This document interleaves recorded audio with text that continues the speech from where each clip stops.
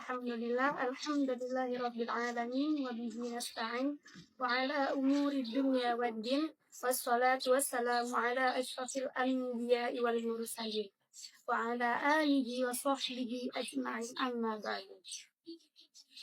Baiklah, puji syukur kehadirat Ilahi Rabbi yang telah memberikan beribu nikmat kepada kita sehingga kita masih dapat bernafas pada hari ini.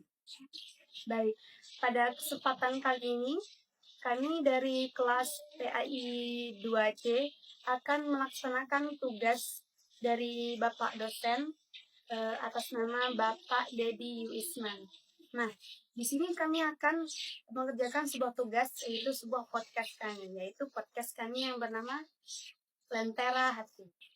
Baik teman-teman, pada episode kali ini tema kita sangat menarik teman-teman, yaitu akhlak dalam Islam dan pembentukan karakter. Nah, saya sendiri di sini sebagai host atas nama Hera Juliani, dan di samping saya ada narasumber yang bernama Baik teman-teman, di sini kita akan membuka podcast kita, yaitu dengan pertanyaan dulu ya Kak. Ya. Baik, di sini saya akan bertanya kepada Kakak Tiara. Di sini kan tema kita kan itu akhlak di dalam Islam. Nah, sebelum kita memasuki materi kita, alangkah baiknya kita bertanya dulu nggak sih kepada narasumber kita. Nah, Kak Tiara, pendapat Kakak sendiri apa itu akhlak di dalam Islam? Baik, akhlak dalam Islam adalah perilaku atau sikap yang tercermin dalam kehidupan sehari-hari berdasarkan ajaran Allah dan Rasul-Nya. Akhlak tidak hanya terlihat dari cara seseorang berbicara, tetapi juga dari bagaimana ia bersikap kepada orang lain, menjaga amanah dan menjalankan tanggung jawabnya. Jadi akhlak itu bukan seputar sopan santun aja ya Kak? Ya. Nah, kan materi kita tadi itu tentang akhlak dalam Islam ya Kak? Nah, jadi menurut Kakak itu mengapa akhlak itu sangat penting di dalam agama Islam? Jadi, mengapa akhlak sangat penting dalam agama Islam? Karena akhlak merupakan salah satu tujuan utama ajaran Islam. Rasulullah Shallallahu Alaihi Wasallam sendiri diutus untuk menyempurnakan akhlak manusia.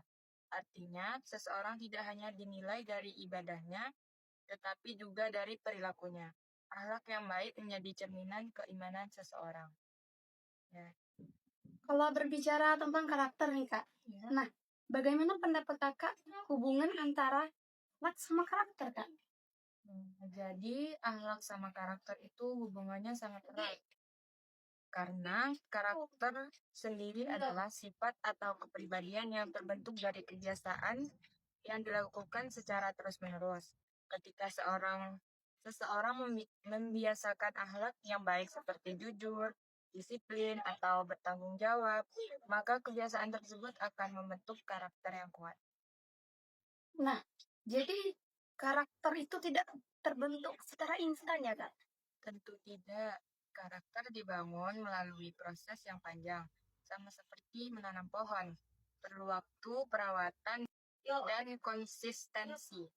Akhlak yang baik harus dilatih setiap hari agar menjadi bagian dari kepribadian seseorang.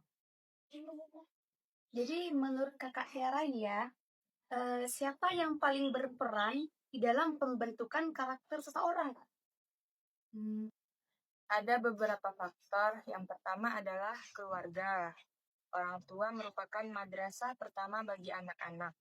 Apa yang dilihat dan didengar anak di rumah akan sangat mengaruhi pembentukan karakter anak-anak.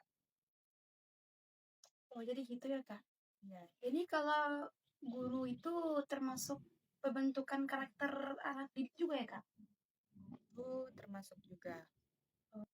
Jadi, Kak, nah sekarang kan kita kan termasuk Gen Z ya, Kak? Ya. Dimana kita tuh terlahir sudah mengenal apa itu handphone, apa itu sosial media. Nah, Kak, pertanyaannya, di era digital seperti sekarang, begitu banyak kan tantangan yang dihadapi generasi muda, Kak. Nah, jadi bagaimana cara kita mempertahankan akhlak yang mulia? Gimana tuh, Kak? Jadi kan di era digital sekarang ini banyak tantangannya ya Kak ya. Salah satunya yaitu kita harus menggunakan teknologi kita sendiri itu dengan bijak Kak.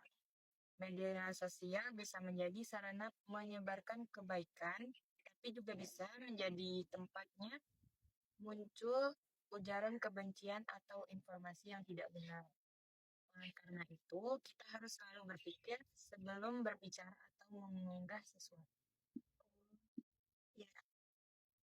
Nah, Kak, sebelum kita akhiri podcast kita ini, Kak, mungkin Kakak Tiara bisa memberi pesan kepada Assalamualaikum warahmatullahi wabarakatuh. Hai teman-teman, kembali lagi bersama kami di podcast Lentera Hati. Saya sendiri sebagai host dan di sebelah kanan saya ada narasumber kita yang bernama Hera Julian. Ya, baik teman-teman, kita di episode kali ini akan menjelaskan ilmu kalam. Benar kan Kak? Iya, Kak. Jadi di dalam ilmu kalam sendiri itu ada 3 aliran ya Kak ya.